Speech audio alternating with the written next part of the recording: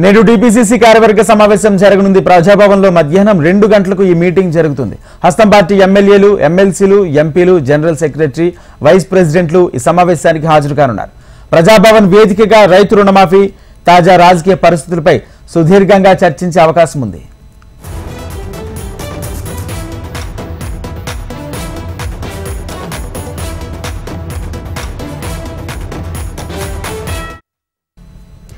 నేడు టీపీసీసీ కార్యవర్గ సమావేశం జరగనుంది. ప్రజాభవన్లో మధ్యాహ్నం 2 గంటలకు ఈ మీటింగ్ జరగనుంది. హస్తం పార్టీ ఎమ్మెల్యేలు, ఎమ్మెల్సీలు, ఎంపీలు, జనరల్ సెక్రటరీ, వైస్ ప్రెసిడెంట్లు ఈ సమావేశానికి హాజరు కానున్నారు.